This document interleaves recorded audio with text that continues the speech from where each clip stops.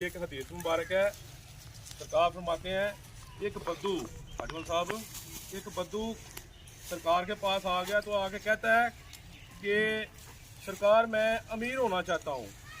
तो सरकार फरमाते हैं कि अगर तुम अमीर होना चाहते हो तो कनात अख्तियार करो, सादगी अख्तियार करो। हम सब इधर मौजूद हैं, हम सब ने एक दिन इसी कब्रिस्तान में आना है। ये गरूर, तकब्बर, ओहदों का लालच अगर अल्लाह किसी को दे देता है ना तो ये मत सोचो अगर आज हम इधर सिर्फ 15 लोग मौजूद है ना तो ये 15 जब बाहर जाएंगे तो 1500 लोगों तक ये बात पहुंचेगी। आप सब मुझसे ज्यादा काबिल हैं, सबके पास मुझसे ज्यादा इल्म है। इसी कब्रिस्तान में मनो मट्टी नीचे बड़े बड़े बादशाह दुनिया में आए चले गए, इसी कब्र के नीचे हमने भी जाना है।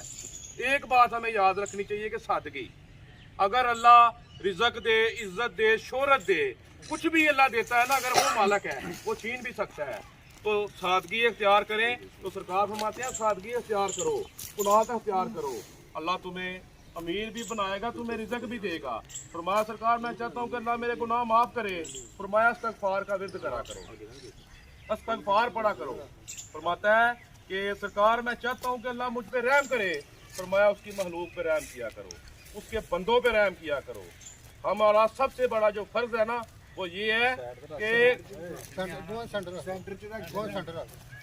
अल्लाह के बनाए हुए जो बंदे हैं ना, हम सब इधर मौजूद हैं, एक दूसरे पर रहम करना सीखें। जब एक दूसरे पर रहम करेंगे अल्लाह भी हम पे रहम करेगा। तो मैं इस काबिल नहीं हूँ कि मैं गुलाम हुसैन साहब के लिए और हसन रज़ा साहब के लिए दुआ मांग सकूँ, क्योंकि ये शहीद हैं।